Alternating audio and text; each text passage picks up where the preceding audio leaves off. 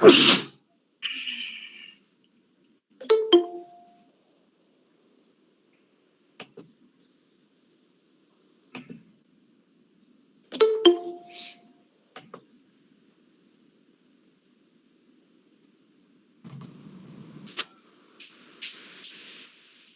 evening. Good evening. Good evening. Okay, sorry, I am a little bit late. I have had some internet challenges. I hope that the alternative internet I've chosen to use will sustain us. And so, without wasting much time, I want to start on the lecture for today. Uh, I've discovered that we have taken a lot of time on number one, two, and three. So what I've decided to do is to allow you to finish up on what is left on the other side, because in online lectures it is not easy to do everything, just like the normal class. But you make sure that you cover quite a lot of content, then you can allow your students to move on. Allow me then to talk about facilities location, and then I expect you to read more about the pursuit of production objectives, which I then indicated last week, where you choose one, the approach of trade-offs, the approach of plans within plans, and the world-class approach. The only thing additional you need to cover on your own is the principles of operations management, and they are very well documented. I can only say this. When you look at the three strategies I've outlined about pursuing production objectives, trade-off where you choose one is not the most preferred. It's not the best, because customers are different. Some of the customers will be looking for costs, cheap, affordable things. You make money if you pursue that as your goal or as your objective. Other customers will be looking for quality. So if you don't pursue quality, you'll be in problems. They'll not give you business.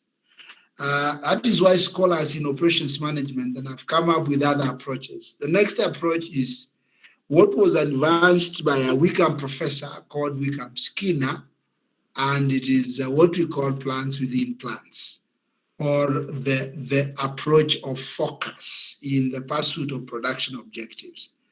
So in that, you create a sub-plan one, which is focused, many plans, sub-plans within the main plan. So sub-plan one, which is focused on cost. So you produce cheap items which are able to be afforded by the low end of the market. Then you have another plan possibly focusing on quality, which will be able to appeal to another market segment, etc., etc. If you look at companies like Toyota, companies like Techno, for example, that is what exactly they have done. If you wonder what we may call a low-end phone, the keypad phones, you still get it from Techno. They are also producing expensive phones to even to the tune of 100,000, 30,000. So they are trying to have different focuses in terms of their production to be able to sell to many markets. Now, the last one, which is the world-class approach, it is the approach of using order winners and order qualifiers. So,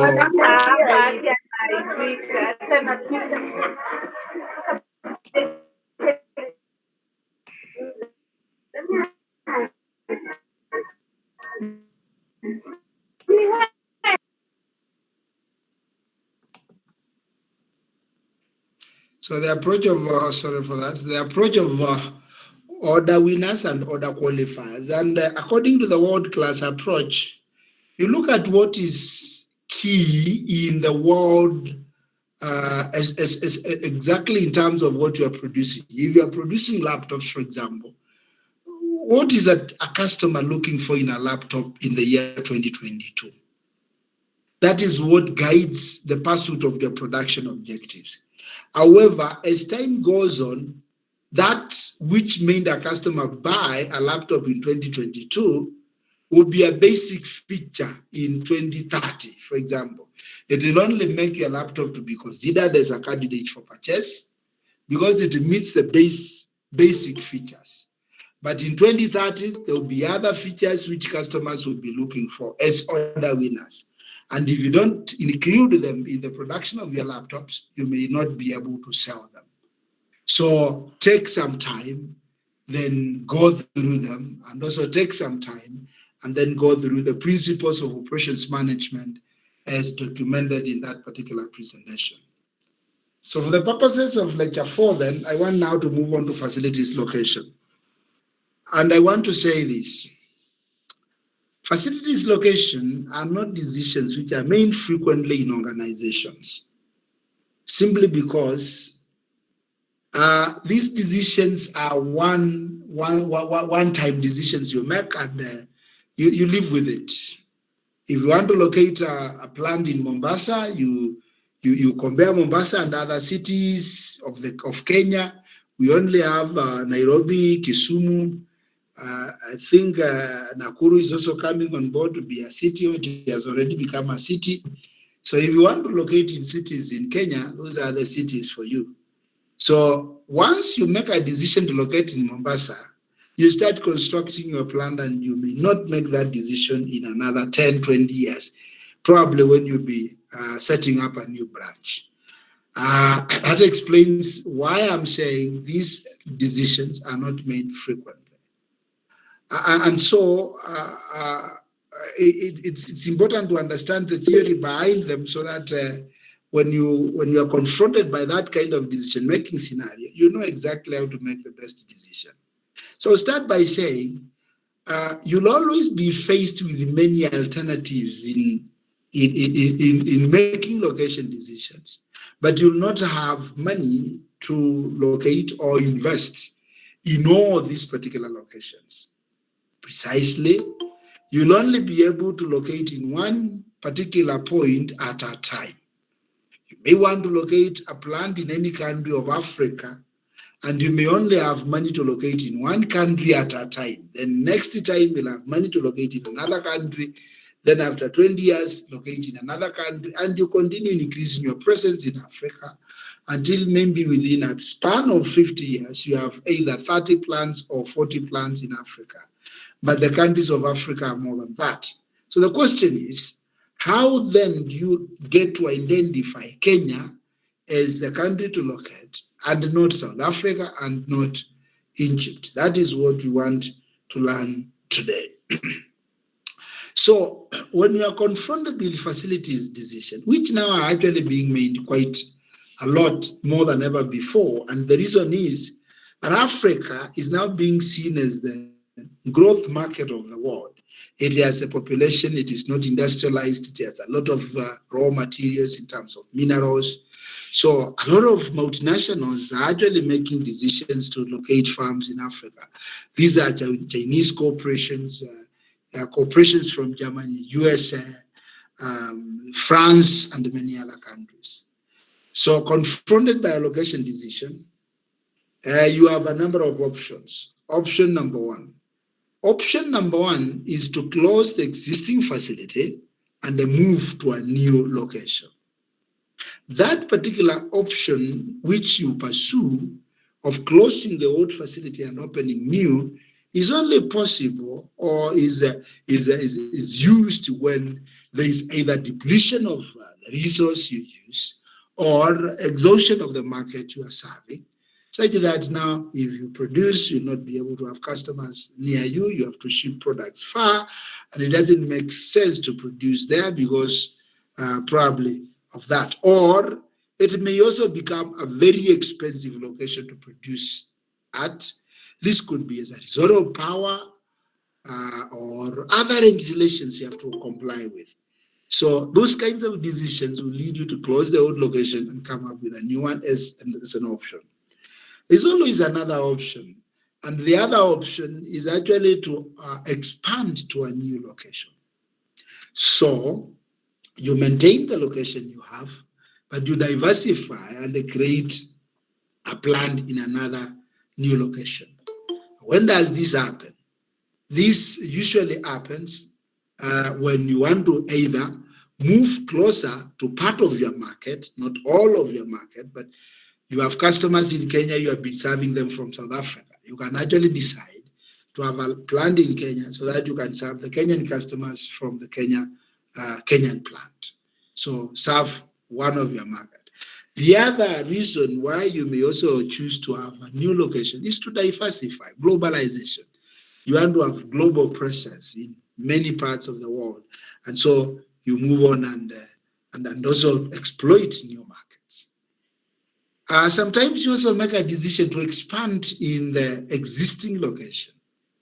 Instead of opening up a new location elsewhere. So you consider, then you say, okay, I have a plant in Athi River, but I'll not actually move to a new location. I'll just expand, I'll buy more land and expand, do a new factory within the existing plant. That is one decision which was made by a company like Magadi Soda. They did a new plant in the same place where they had the old plant. And simply because there is nowhere else they could actually get such a reservoir of raw material within Kenya. So you can only continue constructing there and serving your customers from that particular point. However, you need to appreciate that location decisions are decisions which you need to make after careful consideration because they involve high risk. And the high risk involved is, number one, they create inflexibility in your cost base. This is to mean once you locate in Nairobi and you want to shut down your location cost, it may not be easy. You may only need to carry on and on and on and on.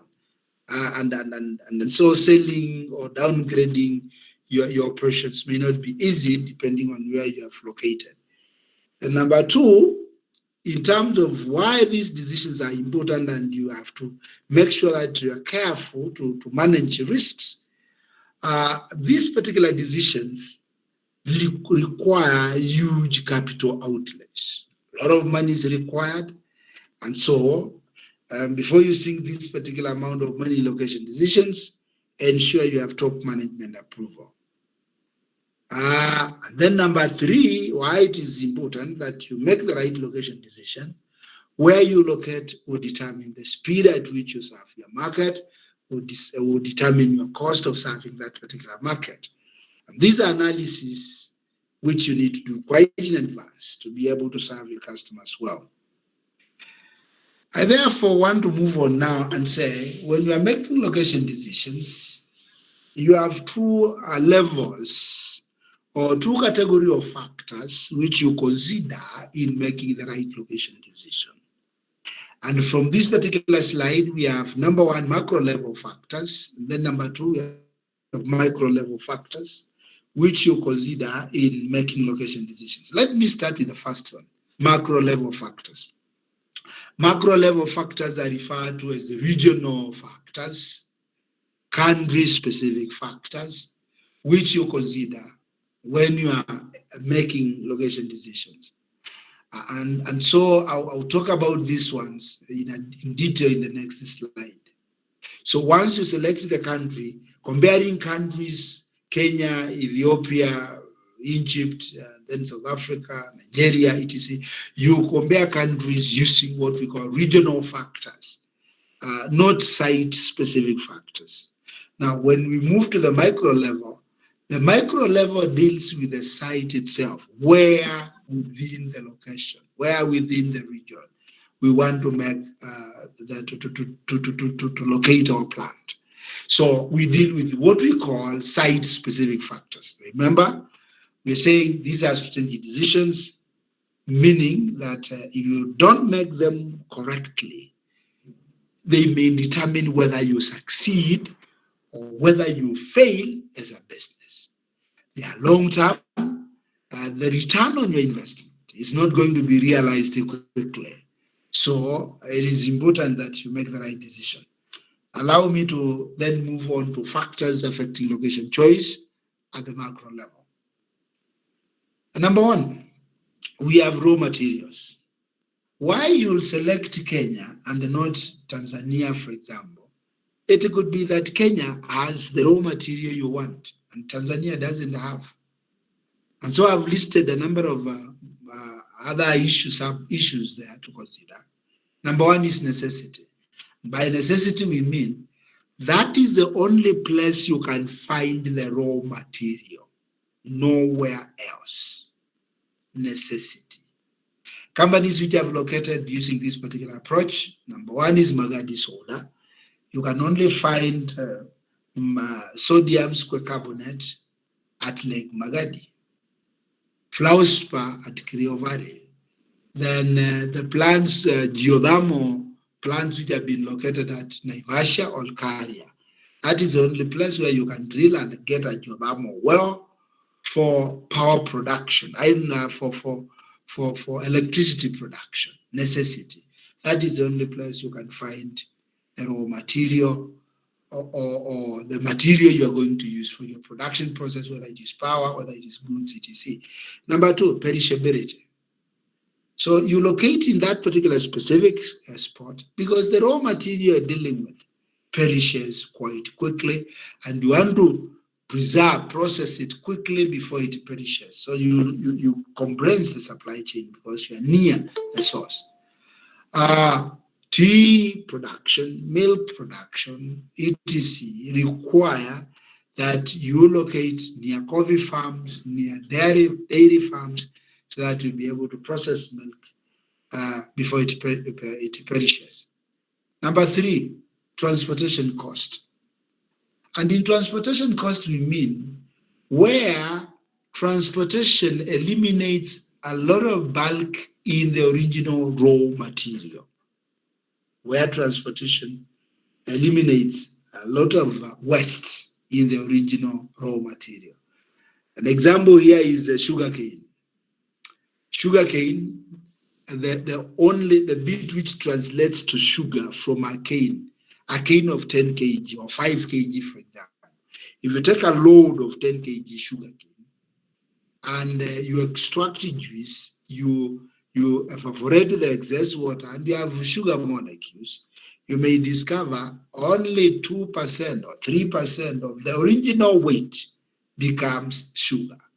So why would you transport cane all the way from Western Kenya or from coast to Nairobi to be able to make sugar? The sugar will be very expensive. Then the other is pepper processing. Pan pepper mills Wembuye. In pepper processing, you have a lot of waste in the original raw material which you have to eliminate. And lastly, on raw material, we talk about competitive and cheap access. Simply put, you want to locate in Kenya or in Uganda because you can get raw material cheaply. Mining licenses are cheap, and so you're not incur a lot of cost. That is factor number one at the regional level, at the country level. The next is access to markets. You want to locate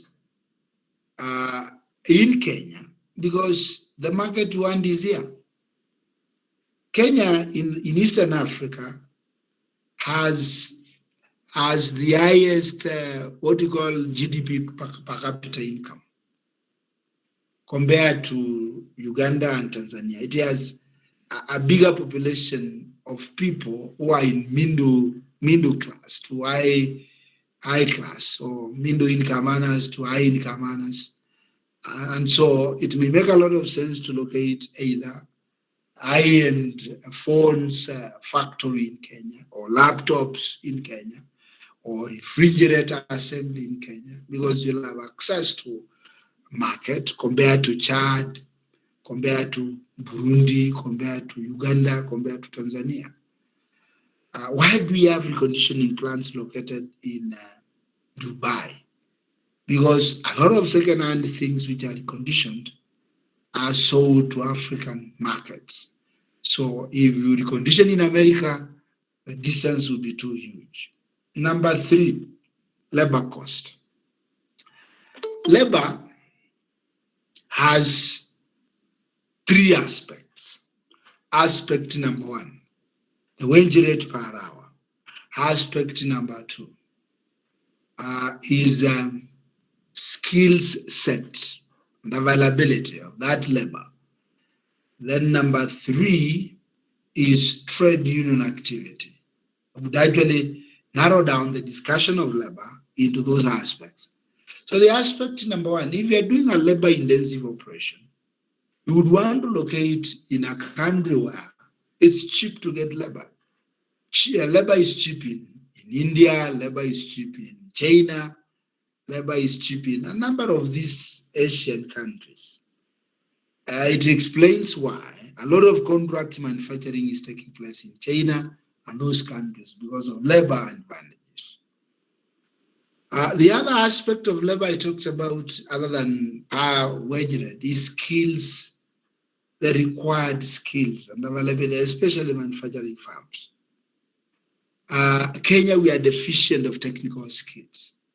We know how to supervise, we know how to manage, but technically we don't know how to produce. Some of the toys we buy for our children in Nairobi and other places, I'm told in Japan and China, they are assembled by primary school children who are not even in class 8.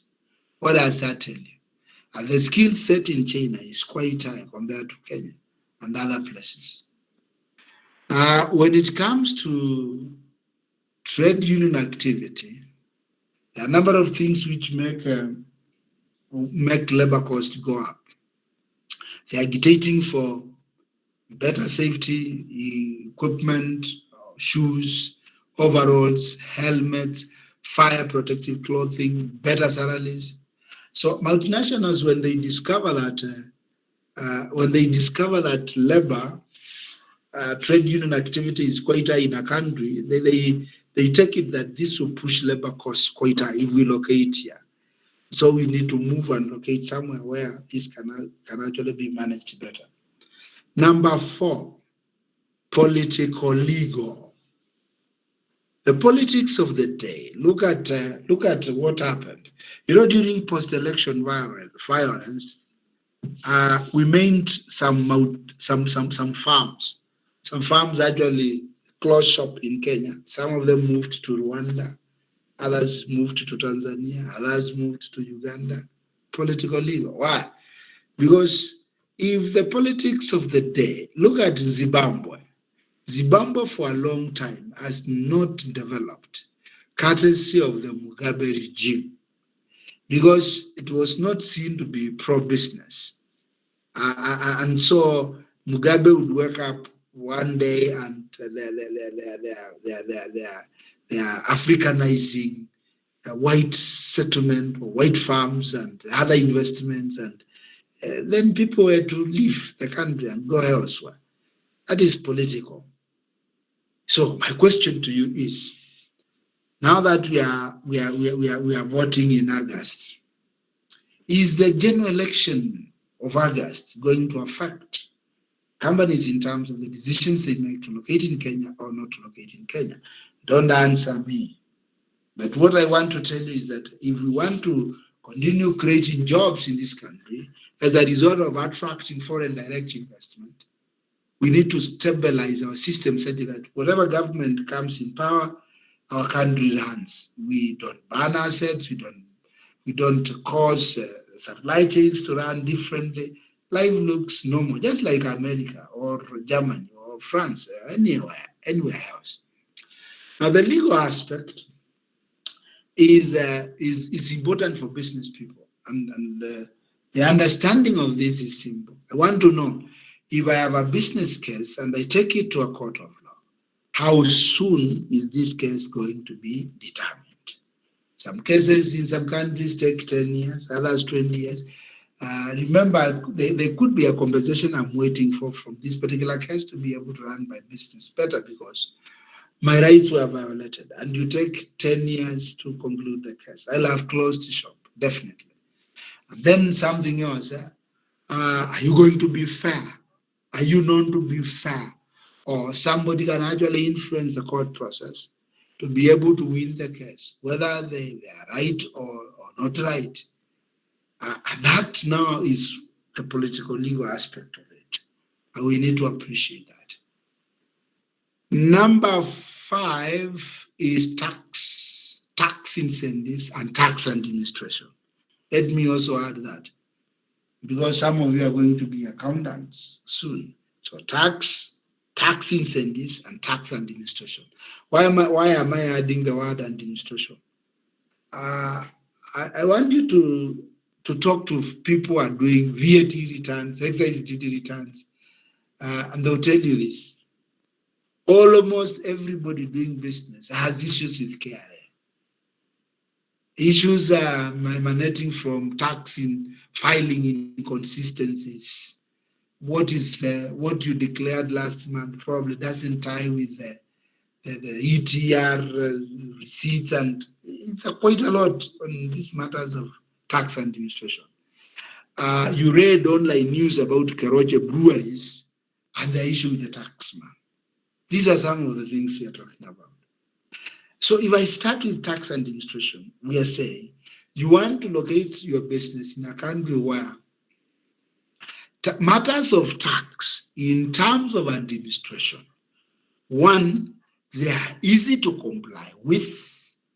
2, do not put your organization at an operation deadlock such that you cannot move on to produce. You continue sorting your tax issues as you continue operations.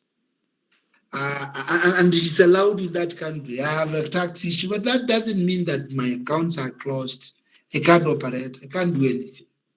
Remember when Suluhu Hassan, Our Excellency, the President of Tanzania, Suluhu Hassan took over power after the demise of former President John Pombe Magufuli. And she said this, and let me use words, being a Tanzanian, they use Kiswahili a lot. She said this in Swahili. Watu wa kukusanya ushuru na waomba mtumie hekima na maarifa katika kukusanya ushuru, ndipose uchumi wetu ukue. Hekima na maarifa. What was Her Excellency Suluhu Hassan trying to say? That let's not use a lot of force and a lot of squeezing of business people to the point where they close shop. We are left with no taxes to collect, no jobs for our citizens because of tax administration issues. And these things affect where we locate businesses. Now, tax incentives, definitely very straightforward, pointing to the fact that Kenya may say, okay, if you locate in Kenya, the first 5 years will not subject your goods to VAT. What does that mean? They will be cheaper, your goods will be cheaper in the Eastern African market, so that you penetrate the market. Thereafter, when you have gained customers, we can now start charging you VAT. Those are tax incentives. And you can even have tax incentives for national location decisions, such that if you locate in Mariakani, you're given a tax incentive. If you locate in Nairobi, no tax incentive. If you locate in Kisumu, higher tax incentives. So that if you go to places like Germany, you'll be told Munich City, for example, is known for MBCD. Then Heidelberg is known for MBCD.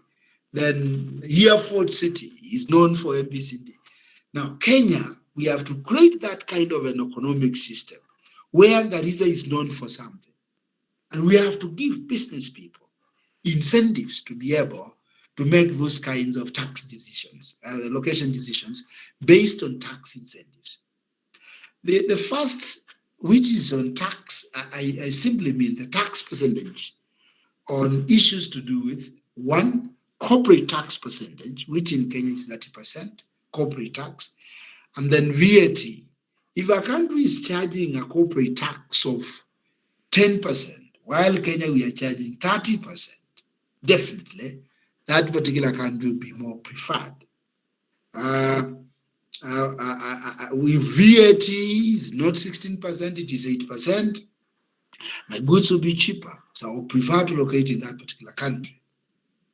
Factors affecting location choice at the macro level, regional level, country-specific factors. The next one is culture and religion. The culture of the people and religion. Sometimes these ones are together. My class has Muslims. The culture of Muslims and the religion are tied together. Christians, we seem to have the religion alone and the culture alone. Yet, when you read the Bible keenly, you find that the Bible is written in Judaism culture. So when we embraced Christianity, we should have looked at the Bible within the African cultural setting and became Christians within our cultural settings, because that is the way the Bible is written. Now, quickly, in matters of culture and religion, purely Islamic countries, they have their culture, they have their religion. Culture will affect things like dress codes, for example, and the religion also. It will affect the range of festivities, what you eat.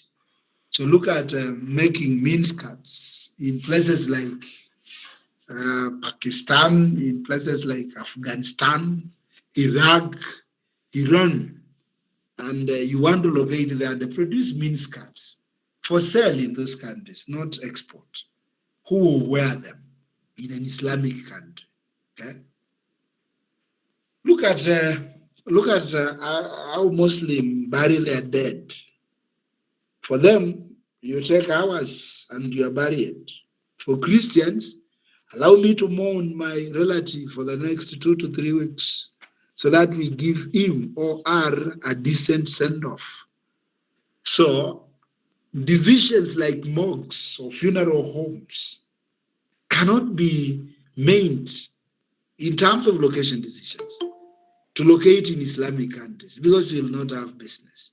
But for Christian countries, in terms of religion, you definitely find business for that, because we mourn a longer period of time. And some of us Christians, we quote the Bible when we are mourning for a long time. And we say, when Joseph was the prime minister of Egypt in the Bible, remember Joseph, the son of Jacob and Rachel, he requested for permission to go back to his homeland and mourn his father. It is recorded in the Bible. So some of us Christians quote that and allow me to mourn my dad, allow me to mourn my mom or my sister or my brother or my child for the next 2 weeks as we plan funeral. Then locating a mortuary in such a place definitely will make you make money. The next factor is what we call business ecosystem. Business ecosystem. There are businesses which support others. And so by the time you choose to locate your salon, your barber shop, let me come very basic. Let's not now think about cement plants, aero assembly plants, and think about just your barber shop, your car wash station. Let's just be basic to that level. There is something we call business ecosystem. When you take your car for a car wash, it is a waste of time and it is too boring to just go and sit there on your mobile phone for the next 1 hour, for example, because you may find somebody else ahead of you. Sometimes it can take an hour plus, and you are just on your phone. Some customers, when they are taking for their car for a car wash, they want to combine with either, for the ladies, you want to go to the salon, you want pedicure done, manicure, then you may also want massage, or when it is men also on the other side, you also want to have your hair cut, you also want to have head, neck massage, or full body massage. You also want to take your Pilsner or your wine, your red wine, or you want to take Balozi, if you are the likes of Balozi, and that could be business ecosystem. This business ecosystem could be a place where you meet other people, you exchange, a place where you can have another service provided, you can also shop, you can get a trouser, you can get a blouse, you can take nyama choma with a friend, business ecosystem. Now, If you look at producers of semiconductors like Intel, for instance, when they are choosing where to locate their plants, they have to look at the ecosystem of users of these particular chips, semiconductor chips. They could be making laptops, computers, toys, mobile phone handsets. Name them. That is what we call business ecosystem. If you are locating a car repair garage, for instance, you want to look at who is near you, who are selling tires, okay, who are selling spare parts, okay, or something of that particular nature. So spare parts will feed into your repair shop, tires will feed into your repair shop, bodywork will feed into your repair shop, paint, etc., etc. Business ecosystem. Finally, on this, I want to talk about environmental compliance costs. It has become very expensive in our modern world to dispose waste, to manage waste, to recycle waste. And so, governments world over are penalizing companies to comply with carbon dioxide emission levels, waste oil disposal levels, etc., etc. So you want to locate in a country where complying with such requirements of waste oil disposal, carbon dioxide disposal will not be expensive. Allow me to move to the next. Factors affecting location choice at the micro level. Micro, I told you, this is the site-specific factors. So in a nutshell, I want to say this. You start decision-making at the macro level. You compare 5 countries, and from the 5 countries, you pick the one which, after evaluation, stands out as number 1. Now, within that particular country, you'll have many sites to compare. You can locate your plant in Mariakani, at the river, Thika, Eldoret. Those are sites. So how do you compare the sites within the country to be able to get the best site? Number 1, land. Land has 3 aspects. 3 aspects. And I remember telling you, when you are attending online classes, always have your notebook ready. Either you have done the slides, and so you can use the slides to be able to make notes there, or you have a notebook. Land, number 1 aspect. Cost. Land cost. If you go to Thika, an acre of land, I don't know, the people from Thika will tell you, but in some places, 10 million, other places, 20 million. If you go to Athi River, the land is not 20 million. All the way to Konza Techno City and Kajiado and Konza, all that area. Why? If you're just starting up a factory, producing in Athi River and producing at Thika, what is the difference? There's no difference. You'll still be able to produce your cement or produce your vehicles, and you get land cheaply. That is cost. Number 2, availability, land availability for current use and the future expansion. You don't think about your needs for today only. Ask yourself, 40 years to come, 100 years to come, will I be able to expand on this particular facility? You have a very rich university, I would say so. University of Nairobi has a lot of prime land within CBD, Upper Kabete, Kikuyu, Lower Kabete, many places for future expansion. Kibwezi, Diani, name it. We can expand at main campus. We can expand at Upper Kabete. Even actually, just next to Nairobi Hospital, we have our dental school. That is where it is. There is also a lot of land there in Upper Hill where we can do serious construction. And then lastly on land, matters of land, is something we call zoning. And what we mean by zoning is the purpose for which the land has been set aside for. Is it set aside for agriculture or commercial? If it is not set aside for commercial and you want to do a factory, you have to change the land use at the county offices. Number two, transportation. The site where you want to locate your factory, you need to appreciate this. One, customers will need to get to your company, sales office, to be able to buy what you're producing. Two, your workers will need to get work. The question is, are you going to ensure that everybody traveling to your company premises, they are able to be served using public transport means? Not everybody has a car, not everybody wants to use a boda or a taxi or are endowed to use those kinds of modes of transport. So ensure the place is served very well by public means of transport for your employees and your customers. Number three, services to utilities. Services to utilities. So services have in mind educational services, recreational services. Let's start with services first. Once you locate in a remote place, then challenges come in. People will be sick.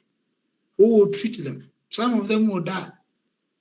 A place like Magadi, for example, if you are sick and you are at Lake Magadi, which is 100 kilometers away from Nairobi, are you able to survive for long?